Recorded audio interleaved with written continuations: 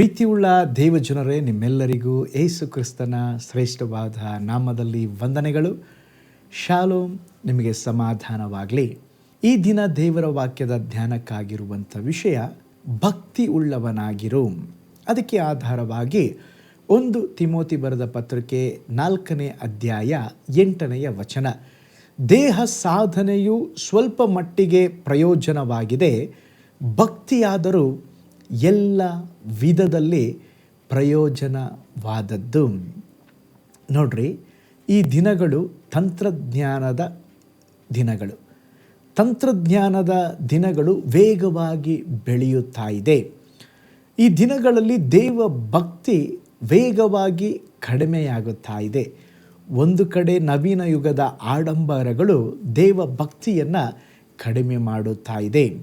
ಅನೇಕರು ತಮ್ಮ ಶರೀರದ ಕುರಿತಾಗಿ ಅಕ್ಕರೆ ಉಳ್ಳವರಾಗಿದ್ದಾರೆ. ಬೆಳಗಿನ ಜಾವದಲ್ಲಿ ಎದ್ದು ವಾಕಿಂಗ್ ಹೋಗ್ತಾರೆ, ಜಿಮ್ಮಿಗೆ ಹೋಗ್ತಾರೆ, ದೇಹದಲ್ಲಿ ಒಂದು ದೊಡ್ಡ ಸಾಧನೆಯನ್ನು ಮಾಡ್ತಾರೆ. ಆದರೆ ಜ್ವರ ಬಂದು 4 ದಿನ ಹಾಗೆ ಇದ್ದರೆ ಶರೀರದಲ್ಲಿ ನಲಿಗೆ ಹೋಗಿಬಿಡುತ್ತಾರೆ, ಗಾಳಿ ಹೋದ ಬಲೂನಿನಂತೆ ಆಗಿಬಿಡುತ್ತಾರೆ. ಅದಕ್ಕೆ ವಾಕ್ಯ ಹೇಳುತ್ತದೆ, ಶರೀರ ಸಾಧನೆ ಅಲ್ಲ, ಭಕ್ತಿ ಸಾಧನೆ ಅಮೂಲ್ಯವಾದದ್ದು. ಲೋಕದವರಿಗೆ ಕುಂಪು ಕರಾಟೆಗಳನ್ನು ಕಲಿಸಿದಂಥ ವ್ಯಕ್ತಿ ಬ್ರೂಸ್ಲಿ ಎಂಬಂಥ ವೀರನು ತನ್ನ ಶರೀರವನ್ನು ಬಲಶಾಲಿಯಾಗಿ ಇರಿಸಿದ್ದನು. ಒಬ್ಬ ಚಿಕ್ಕ ನಟಿ ಅವನನ್ನು ಒಂದು ಔತಣಕ್ಕೆ ಕರೆದು ಆ ಔತಣ ಕೂಟದಲ್ಲಿ ಆಹಾರಕ್ಕೆ ವಿಷ ಬೆರೆಸಿಕೊಟ್ಟಳು. ಅವನು ಊಟ ಮಾಡಿ ಕೆಳಗೆ ಬಿದ್ದು ಸತ್ತು ಹೋಗಿಬಿಟ್ಟ. ಲೋಕವೇ ಅವನನ್ನು ಬಲಿಷ್ಠ ಎಂಬುದಾಗಿ ನಂಬಿತ್ತು. ಒಂದು ವಿಷಕಾರಿಯಾದ ಊಟವನ್ನು ಮಾಡಿ ತನ್ನ ಜೀವನದಲ್ಲಿ ಸಾಧನೆಯಾಗಿಟ್ಟಂಥ ದೇಹವನ್ನು ಅವನು ತೀರಿ ಹೋಗಿಬಿಟ್ಟ, ಅವನು ಸತ್ತು ಹೋಗಿಬಿಟ್ಟ. ನೋಡ್ರಿ, ಅದಕ್ಕೆ ಬೈಬಲ್ ಹೇಳ್ತದೆ, ದೇಹ ಸಾಧನೆಯು ಸ್ವಲ್ಪ ಮಟ್ಟಿಗೆ ಪ್ರಯೋಜನಕರವಾಗಿದೆ, ಭಕ್ತಿಯಾದರೂ ಎಲ್ಲ ವಿಧದಲ್ಲೂ ಪ್ರಯೋಜನಕಾರವಾದದ್ದು. ಯೋಸೇಫನ ದೇವಭಕ್ತಿಯನ್ನು ಕುರಿತು ಅನೇಕರು ಗೇಲಿ ಮಾಡಿರಬಹುದು. ನೀನು ಇಷ್ಟು ಭಕ್ತಿ ಉಳ್ಳವನಾಗಿ ಜೀವಿಸ್ತಾ ಇದೆಯಲ್ಲಪ್ಪ, ನಿನಗೇನು ಪ್ರಯೋಜನವಾಯಿತು? ತಂದೆ ತಾಯಿಯಿಂದ ದೂರವಾದೆ, ಸಹೋದರರಿಂದ ದ್ವೇಷಿಸಲ್ಪಟ್ಟೆ, ಗುಂಡಿಯಲ್ಲಿ ಬಾವಿಯಲ್ಲಿ ಹಾಕಲ್ಪಟ್ಟೆ, ಐಗುಪ್ತ ದೇಶಕ್ಕೆ ಮಾರಲ್ಪಟ್ಟೆ, ಮಾಡದ ತಪ್ಪಿಗೆ ಜೈಲಿಗೆ ಹೋದೆ, ಇಷ್ಟೇನಾ ನಿನ್ನ ಭಕ್ತಿಗೆ ಸಿಕ್ಕ ಫಲ ಎಂಬುದಾಗಿ ಅನೇಕ ಜನರು ಪರಿಹಾಸ್ಯ ಮಾಡಿರಬಹುದು.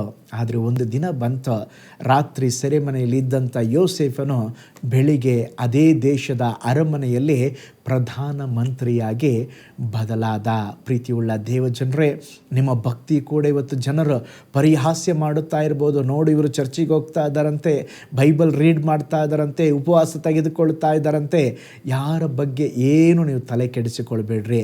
ಒಂದು ದಿನ ಬರ್ತದೆ, ದೇವರು ನಿಮ್ಮನ್ನು ಮಾನಿಸಲಿಕ್ಕಿದ್ದಾರೆ. ದಾವೀದನನ್ನು ಸಹ ಗೇಲಿ ಮಾಡಿದರು. ನಿನ್ನ ದೇವರು ಎಲ್ಲಿ? ಕರ್ತನು ನನಗೆ ಕುರುಬನು, ಕೊರತೆ ಪಡನೆಂಬುದಾಗಿ ಹೇಳ್ತಾ ಇದೆಯಾ?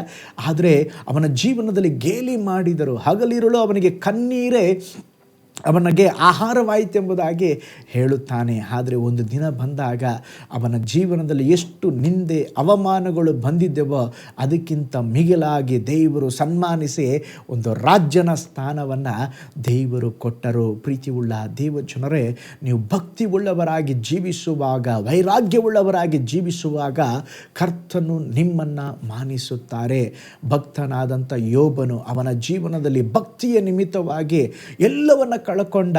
ಹೆಂಡತಿ ಕೂಡ ಹೇಳ್ತಾ ಇದ್ದಾಳೆ, ನಿನ್ನ ದೇವರನ್ನ ದೂಷಿಸಿ ಸಾಯಿ, ಅಷ್ಟು ಭಕ್ತಿ ಇದ್ದು ಏನು ಪ್ರಯೋಜನ, ಏನಾಯಿತು ನಿನ್ನ ಜೀವನ ಅಂತ ಕೇಳಿದಾಗ ಅವನು ತಾಳ್ಮೆಯಿಂದ ಕಾದಿದ್ದ.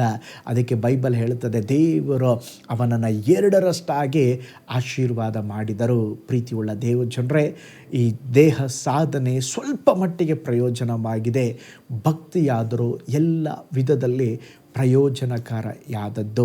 ಆದುದರಿಂದ ಭಕ್ತಿ ಉಳ್ಳವರಾಗಿ ಜೀವಿಸೋಣ. ಕರ್ತನು ತಾನೇ ಆ ವಿಧದಲ್ಲಿ ಜೀವಿಸಲಿಕ್ಕೆ ನಮಗೆ ಸಹಾಯ ಮಾಡಲಿ. ನಾವು ಪ್ರಾರ್ಥನೆ ಮಾಡಿಕೊಳ್ಳೋಣ. ಪರಲೋಕದಲ್ಲಿ ವಾಸ ಮಾಡುವ ನಮ್ಮ ತಂದೆಯಾದ ದೇವರೇ, ಈ ದಿನ ನಮ್ಮ ಜೊತೆಯಲ್ಲಿ ಮಾತನಾಡಿದ್ದಕ್ಕಾಗಿ ಸ್ತೋತ್ರ. ದೇಹ ಸಾಧನೆ ಸ್ವಲ್ಪ ಮಟ್ಟಿಗೆ ಪ್ರಯೋಜನವಾಗಿದೆ ಸ್ವಾಮಿ, ಆದರೆ ಭಕ್ತಿಯಾದರೂ ಎಲ್ಲ ವಿಧದಲ್ಲಿ ಪ್ರಯೋಜನಕಾರಿ ಎಂಬುದಾಗಿ ಹೇಳಿದ್ದೀರಾ. ಆ ಭಕ್ತಿಯುಳ್ಳ ಜೀವಿತವನ್ನು ಜೀವಿಸಿ ನಿನ್ನ ನಾಮವನ್ನು ಎಲ್ಲ ಕಾರ್ಯಗಳಲ್ಲಿ ಘನಪಡಿಸಲಿಕ್ಕೆ ನಮಗೆ ಸಹಾಯ ಮಾಡಿರಿ. ಈ ವಿಡಿಯೋನ ವಾಚ್ ಮಾಡಿದಂಥ ಎಲ್ಲ ದೇವ ಜನರನ್ನು, ಅವರ ಕುಟುಂಬಗಳನ್ನು ಬ್ಲೆಸ್ ಮಾಡಿರಿ, ಆಶೀರ್ವದಿಸ್ರಿ. ಯೇಸುವಿನ ಹೆಸರಿನಲ್ಲಿ ತಂದೆಯೇ, ಆಮೇನ್. Praise the lord. ಹಾಗಾದರೆ ದೇಹ ಸಾಧನೆಯಲ್ಲ, ಭಕ್ತಿ ಸಾಧನೆ. ಭಕ್ತಿಯುಳ್ಳವರಾಗಿ ಜೀವಿಸೋಣ. ದೇವರು ತಾನೇ ನಿಮ್ಮನ್ನು, ನಿಮ್ಮ ಕುಟುಂಬಗಳನ್ನು ಬ್ಲೆಸ್ ಮಾಡಲಿ. God bless you all.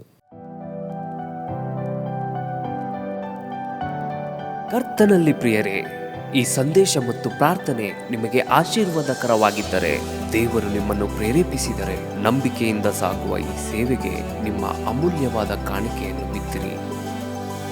ಪ್ರೀತಿಯ ದೇವಜನರೇ, ವಾಯ್ಸ್ ಆಫ್ ಹೋಪ್ ಮಿನಿಸ್ಟ್ರಿಯ ವತಿಯಿಂದ ಕೋರಮಂಗಲದಲ್ಲಿ ಪ್ರತಿ ಭಾನುವಾರ ಬೆಳಿಗ್ಗೆ 9:30ಕ್ಕೆ ಕನ್ನಡ ಆರಾಧನೆ ನಡೆಯುತ್ತಿದೆ. ಆತ್ಮಭರಿತವಾದ ಆರಾಧನೆ, ಮನಮುಟ್ಟುವ ಸಾಕ್ಷಿ, ಬಲಪಡಿಸುವ ದೇವ ಸಂದೇಶ.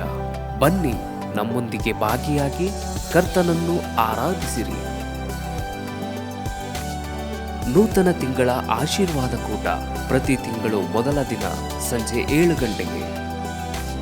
ಪ್ರತಿ ತಿಂಗಳು 2ನೇ ಶನಿವಾರ ಬಿಡುಗಡೆ ಉಪವಾಸ ಪ್ರಾರ್ಥನೆ ಕೂಟ ಬೆಳಿಗ್ಗೆ 10:30ಕ್ಕೆ. ನಿಮಗಾಗಿ ಪ್ರಾರ್ಥಿಸಬೇಕೆ? ನಿಮಗೆ ಯಾವುದಾದರೂ ಪ್ರಾರ್ಥನೆ ಮನವಿಗಳು ಇರುವುದಾದರೆ ಕೆಳಗಿನ ನಂಬರಿಗೆ ಕರೆ ಮಾಡಿ ಅಥವಾ ವಾಟ್ಸಪ್ ಮಾಡಿ. ಈ ಆತ್ಮಿಕ ಸಂದೇಶಗಳು ನಿಮಗೆ ಆಶೀರ್ವಾದಕರವಾಗಿದ್ದರೆ ಲೈಕ್ ಮಾಡಿರಿ. ಇಂಥ ಅದ್ಭುತ ಸಂದೇಶ ಪ್ರತಿದಿನ ನೋಡಲು ಬಯಸುವುದಾದರೆ ಸಬ್ಸ್ಕ್ರೈಬ್ ಮಾಡಿ ಹಾಗೂ ಇತರರೊಂದಿಗೆ ಶೇರ್ ಮಾಡಿರಿ. ಕರ್ತನು ನಿಮ್ಮನ್ನು, ನಿಮ್ಮ ಕುಟುಂಬವನ್ನು ಆಶೀರ್ವದಿಸಲಿ.